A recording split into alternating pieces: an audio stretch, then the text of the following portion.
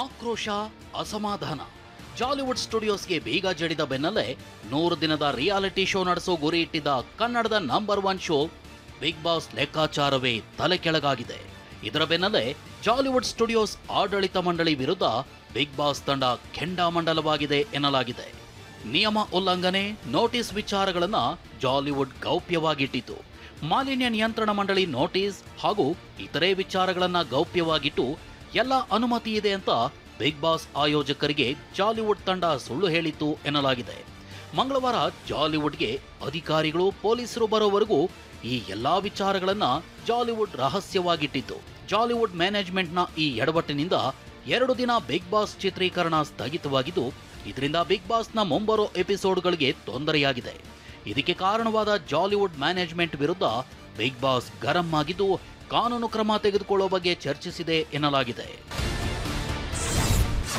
Big boss reality show ನಡೀತಾ ಇದ್ದ ಜಾಲಿವುಡ್ ಸ್ಟುಡಿಯೋಸ್ಗೆ ಬೀಗ ಮುದ್ರೆ ಹಾಕಿದ್ದನ್ನ ಪ್ರಶ್ನಿಸಿ ವೆಲ್ಸ್ ಸ್ಟುಡಿಯೋಸ್ ಹೈಕೋರ್ಟ್ಗೆ ರಿಟ್ ಅರ್ಜಿಯನ್ನ ಸಲ್ಲಿಸಿದೆ.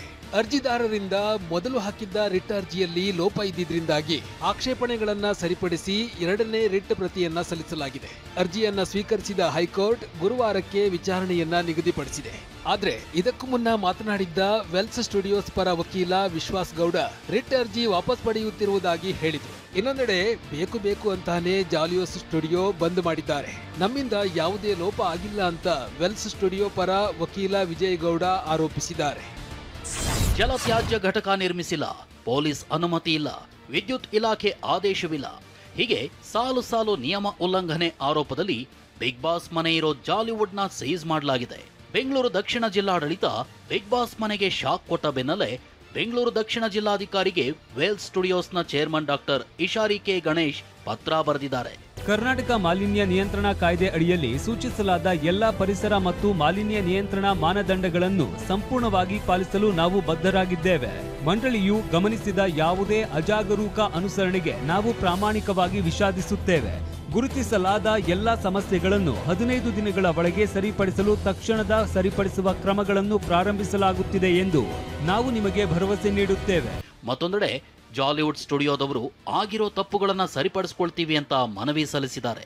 ಮನವಿ ಪುರಸ್ಕರಿಸಿ ಪರಿಸರ ಮಾಲಿನ್ಯ ನಿಯಂತ್ರಣ ಮಂಡಳಿ ನಿರ್ಧಾರಕ್ಕೆ ಬಿಟ್ಟಿದ್ದೀನಿ ಅಂತ ಬೆಂಗಳೂರು ದಕ್ಷಿಣ ಜಿಲ್ಲಾಧಿಕಾರಿ ಯಶವಂತ್ ವಿ ಗುರುಕರ್ ಹೇಳಿದ್ರು. ಬೆಳಗ್ಗೆ ಸಂಸ್ಥೆಯವರು ಬಂದು ಹ್ಯುಮ್ಯಾನಿಟೇರಿಯನ್ ಗ್ರೌಂಡ್ಸ್ ಮೇಲೆ ನಮಗೆ 10 ದಿವಸ ಕಾಲಾವಕಾಶ ಕೊಟ್ಟದಲ್ಲಿ ನಾವೆಲ್ಲ ರೂಲ್ಸ್ ಫಾಲೋ ಮಾಡ್ತೀವಿ ಅಂತ ಹೇಳಿದ್ದಾರೆ. ನಾವು ಅವ್ರ ಮನವಿಯನ್ನು ಪೊಲ್ಯೂಷನ್ ಕಂಟ್ರೋಲ್ ಬೋರ್ಡ್ ಅವರಿಗೆ ನಾವು ಫಾರ್ವರ್ಡ್ ಮಾಡಿದ್ದೀವಿ. ಜಾಲಿವುಡ್ಗೆ ಬೀಗ ಬೀಳ್ತಿದ್ದಂತೆ ಬಿಗ್ ಬಾಸ್ ಶೋ ಆರಂಭವಾದ 10 ದಿನಕ್ಕೆ ಸ್ಪರ್ಧಿಗಳು ಬಿಗ್ ಮನೆಯಿಂದ ಬಿಡದಿಯ ಈಗಲ್ಟನ್ ರೆಸಾರ್ಟ್ಗೆ ಶಿಫ್ಟ್ ಆಗಿದ್ದಾರೆ.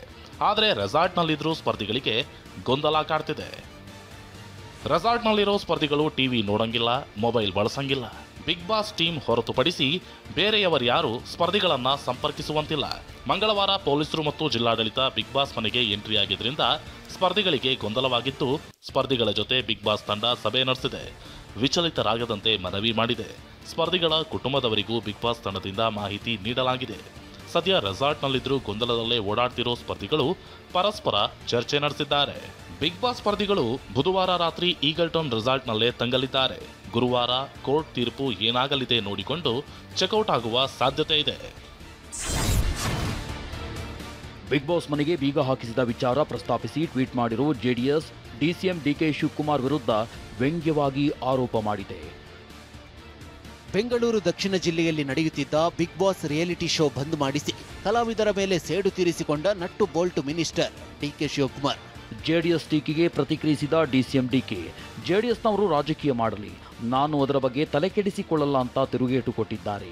ಇನ್ನು ತಮ್ಮ ತಪ್ಪನ್ನ ಸರಿ ಮಾಡಿಕೊಳ್ಳಲು ಅವಕಾಶ ಕೊಡಬೇಕು, ಅವಕಾಶ ಕೊಡಲು ಸೂಚಿಸಿದ್ದೇನೆ ಎಂದಿದ್ದಾರೆ. ಆಯ್ತು, ನನ್ನ ಬಗ್ಗೆ ಮಾತಾಡಲಿಲ್ಲ ಅಂದ್ರೆ ಅವ್ರಿಗೆ ನೆಮ್ಮದಿನೇ ಬರಲ್ಲ ರೀ, ಅವ್ರಿಗೆ ಶಕ್ತಿನೇ ಬರಲ್ಲ. ಪಾಪ ನನ್ನ ಸುದ್ದಿ ಮಾತಾಡಲಿಲ್ಲ ಅಂತಂದ್ರೆ ಅವ್ರಿಗೆ ನಿದ್ದೆನೂ ಬರಲ್ಲ, ಶಕ್ತಿನೂ ಬರಲ್ಲ, ಯಾವುದಕ್ಕೂ ಶಕ್ತಿ ಬರಲ್ಲ. ಬಿಗ್ ಬಾಸ್ ಆಗಲಿ ಯಾವುದೇ ಆಗಲಿ ಎಂಟರ್ಟೈನ್ಮೆಂಟ್ ಇರಬೇಕು. ಪ್ರೈವೇಟ್ ಅವರು ಇನ್ವೆಸ್ಟ್ಮೆಂಟ್ ಮಾಡಬೇಕು, ಏನೋ ತಪ್ಪುಗಳು ಮಾಡಿರ್ತಾರೆ, ಬಟ್ ಅದನ್ನ ಸೆಟರೇಟ್ ಮಾಡ್ಕೊಳ್ಳಿ ಅಂತ ಆಪರ್ಚುನಿಟಿ ಕೊಡಬೇಕು. This is my suggestion to them. That's all. Big boss ಮನೆಗೆ ಬೀಗ ಹಾಕಿದ ಬಗ್ಗೆ ಪ್ರತಿಕ್ರಿಯಿಸಿದ ಅರಣ್ಯ ಸಚಿವ ಈಶ್ವರ್ ಖಂಡ್ರೆ, ಮಾಲಿನ್ಯ ನಿಯಂತ್ರಣ ಮಂಡಳಿ ನೋಟಿಸ್ಗೂ ಬಿಗ್ ಬಾಸ್ ಶೋಗೂ ಸಂಬಂಧ ಇಲ್ಲ ಅಂದ್ರು. ಹಲವು ಬಾರಿ ನೋಟಿಸ್ ಕೊಟ್ಟಿದ್ರು, ಅವರು ಕ್ಯಾರೆ ಎನ್ನಲಿಲ್ಲ.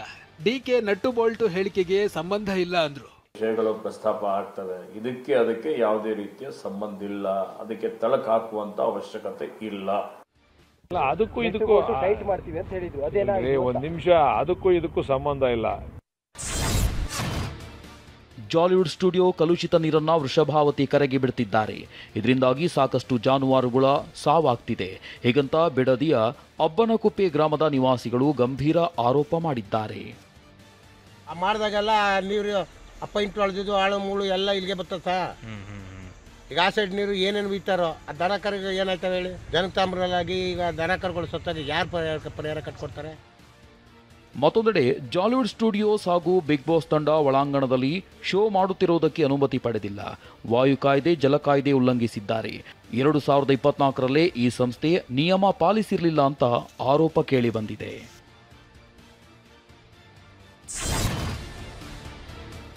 ಬೆಂಗಳೂರಿನಲ್ಲಿ ವಿದ್ಯಾರ್ಥಿನಿಗೆ ಲೈಂಗಿಕ ಕಿರುಕುಳ ನೀಡಿದ ಆರೋಪದಡಿ ಖಾಸಗಿ ಕಾಲೇಜಿನ HOD ಸಂಜೀವ್ ಕುಮಾರ್ ಮಂಡಲ್ನನ್ನ ಅರೆಸ್ಟ್ ಮಾಡಲಾಗಿದೆ.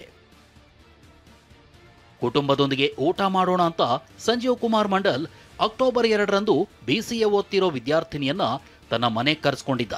ಆದರೆ ವಿದ್ಯಾರ್ಥಿನಿ ಮನೆಗೆ ಹೋದಾಗ ಸಂಜೀವ್ ಕುಮಾರ್ ಒಬ್ಬನೇ ಇದ್ದ. ಇದರಿಂದ ಹೆದರಿದ ವಿದ್ಯಾರ್ಥಿನಿ ಸಂಜೀವ್ ಮನೆಯಿಂದ ತೆರಳಲು ಮುಂದಾಗಿದ್ದಾಳೆ. ಆದರೆ ನಿನ್ನ ಹಾಜರಾತಿ ಕಡಿಮೆ ಇದೆ, ಮಾರ್ಕ್ಸ್ ಕಡಿಮೆ ಬರುತ್ತೆ, ನನಗೆ ಸಹಕರಿಸಿದ್ರೆ ಫುಲ್ ಮಾರ್ಕ್ಸ್ ಕೊಡ್ತೀನಿ ಅಂತ ಮೈ ಮುಟ್ಟಿದ್ದಾನೆ. ಈ ವೇಳೆ ಸ್ನೇಹಿತೆಯ ಕರೆ ಬಂದಿದೆ ಅಂತ ವಿದ್ಯಾರ್ಥಿನಿ ಸಂಜೀವ್ ಕುಮಾರ್ ಮನೆಯಿಂದ ತೆರಳಿದ್ದಾಳೆ. ಬಳಿಕ ಪೋಷಕರಿಗೆ ವಿಚಾರ ಮುಟ್ಟಿಸಿ ತಿಲಕ್ ನಗರ ಪೊಲೀಸರಿಗೆ ದೂರು ನೀಡಿದ್ದಾರೆ. ಪೊಲೀಸರು ಸಂಜೀವ್ ಕುಮಾರ್ನನ್ನ ಬಂಧಿಸಿ ತನಿಖೆ ಮುಂದುವರೆಸಿದ್ದಾರೆ. ಸಿಜೆಐ ಮೇಲೆ ಶೂ ಎಸೆಯಲು ಯತ್ನಿಸಿದ ವಕೀಲನ ಮೇಲೆ ಕ್ರಿಮಿನಲ್ ನ್ಯಾಯಾಂಗ ನಿಂದನೆ ವಿಚಾರಣೆಯ ಕೂಗು ಕೇಳಿಬಂದಿದೆ. ಈ ಸಂಬಂಧ ವಕೀಲ ಸುಭಾಷ್ ಚಂದ್ರನ್ ಅಟಾರ್ನಿ ಜನರಲ್ಗೆ ಪತ್ರ ಬರೆದಿದ್ದಾರೆ. ನ್ಯಾಯಾಂಗ ನಿಂದನೆ ಕಾಯ್ದೆ 1971ರ 15ನೇ ಸೆಕ್ಷನ್ ಅಡಿಯಲ್ಲಿ ಅನುಮತಿಗೆ ಮನವಿ ಮಾಡಿದ್ದಾರೆ. ಯಾರು ಬೇಕಾದರೂ ವ್ಯಕ್ತಿಯೊಬ್ಬರ ಮೇಲೆ ನ್ಯಾಯಾಂಗ ನಿಂದನೆ ಪ್ರಕರಣವನ್ನು ದಾಖಲಿಸಬಹುದು. ಆದರೆ ಇದಕ್ಕೆ ಹೈಕೋರ್ಟ್ನಲ್ಲಿ ಅಡ್ವೊಕೇಟ್ ಜನರಲ್ ಒಪ್ಪಿಗೆ ನೀಡಬೇಕು. ಇನ್ನು ಸಿಜೆಐ ಮೇಲೆ ಶೂ ಎಸೆದಿದ್ದ ವ್ಯಕ್ತಿ ವಿರುದ್ಧ ಸೂಕ್ತ ಕ್ರಮಕ್ಕೆ ಒತ್ತಾಯಿಸಿ ವಕೀಲ ಭಕ್ತವತ್ಸಲ ಬೆಂಗಳೂರಿನ ವಿಧಾನಸೌಧ ಪೊಲೀಸ್ ಠಾಣೆಗೆ ದೂರು ನೀಡಿದ್ದಾರೆ. ಪೊಲೀಸರು BNS 132, 133 ಅಡಿ ರಾಕೇಶ್ ಕಿಶೋರ್ ವಿರುದ್ಧ FIR ದಾಖಲಿಸಿದ್ದಾರೆ.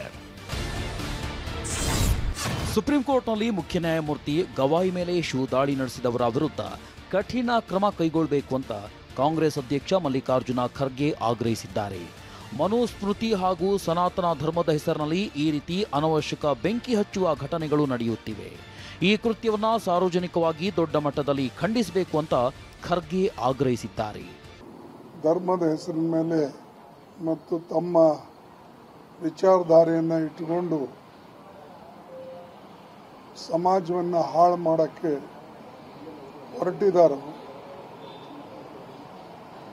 ಅಂಥವರ ವಿರುದ್ಧ ಸರ್ಕಾರ ಕಠಿಣ ಕ್ರಮ ತೆಗೆದುಕೊಳ್ಳಬೇಕು. ಸಿಜೆಐ ಗವಾಯಿ ಮೇಲೆ ಶೂ ಎಸೆತ ಖಂಡಿಸಿ ಪ್ರಗತಿಪರ ಸಂಘಟನೆಗಳು, ದಲಿತ ಪರ ಸಂಘಟನೆಗಳು ಅಕ್ಟೋಬರ್ 16ರಂದು ವಿಜಯಪುರ ನಗರ ಬಂದ್ಗೆ ಕರೆ ನೀಡಿವೆ. ಅಂದು ಶಾಲಾ ಕಾಲೇಜು ಅಂಗಡಿ ಮುಂಗಟ್ಟು ಬಂದ್ ಆಗಲಿದೆ. ಸಾರ್ವಜನಿಕರು, ವ್ಯಾಪಾರಿಗಳು, ಸಂಘ ಸಂಸ್ಥೆಗಳು ಬಂದ್ಗೆ ಸಹಕರಿಸಬೇಕು ಅಂತ ಮಾಜಿ ಶಾಸಕ ರಾಜು ಆಲಗೂರ ಮನವಿ ಮಾಡಿದ್ದಾರೆ. ಬಿಹಾರ ಚುನಾವಣೆ ಹಿನ್ನೆಲೆಯಲ್ಲಿ NDA ಇಂಡಿಯಾ ಮೈತ್ರಿಕೂಟದ ಸೀಟು ಹಂಚಿಕೆ ಕಸರತ್ತು ತೀವ್ರಗೊಂಡಿದೆ. ಎರಡೂ ಕೂಟಗಳ ರಾಜಕೀಯ ಪಕ್ಷಗಳು ಹೆಚ್ಚು ಸ್ಥಾನಗಳನ್ನು ಪಡೆಯಲು ಸಭೆ ಮೇಲೆ ಸಭೆ ನಡೆಸುತ್ತಿವೆ. ಪಾಟ್ನಾದಲ್ಲಿ ಸಿಎಂ ನಿತೀಶ್ ಕುಮಾರ್ ನೇತೃತ್ವದಲ್ಲಿ JDU ಸಭೆ ನಡೆದಿದೆ. ಮೂಲಗಳ ಪ್ರಕಾರ NDA ಕೂಟದ JDU ಮತ್ತು ಬಿಜೆಪಿ ತಲಾ 103 ಕ್ಷೇತ್ರಗಳಲ್ಲಿ ಸ್ಪರ್ಧಿಸುವ ಸಾಧ್ಯತೆ ಇದೆ. 40ರಿಂದ 50 ಸೀಟ್ಗೆ ಬೇಡಿಕೆ ಇಟ್ಟಿರುವ ಚಿರಾಗ್ ಪಾಸ್ವಾನ್ ಅವರ LJPಗೆ 20 ಸೀಟು, 15ರಿಂದ 18 ಸೀಟ್ಗೆ ಬೇಡಿಕೆ ಇಟ್ಟಿರುವ ಜಿತನ್ ರಾಮ್ ಮಾಂಝಿ ಅವರ ಹಿಂದೂಸ್ತಾನಿ ಅವಾಮ್ ಮೋರ್ಚಾಗೆ 7ರಿಂದ 8 ಸೀಟು ನೀಡುವ ಸಾಧ್ಯತೆ ಇದೆ. ಇಂಡಿಯಾ ಕೂಟದಲ್ಲೂ ಸೀಟು ಹಂಚಿಕೆಗೆ ಕಸರತ್ತು ಜೋರಾಗಿದೆ. ಕಾಂಗ್ರೆಸ್ 55 ಸೀಟುಗಳನ್ನು ಪಡೆಯಲು ಯತ್ನಿಸುತ್ತಿದೆ. ಈಗಾಗಲೇ ಕಾಂಗ್ರೆಸ್ 24 ಅಭ್ಯರ್ಥಿಗಳ ಹೆಸರು ಫೈನಲ್ ಮಾಡಿದೆ ಎನ್ನಲಾಗಿದೆ.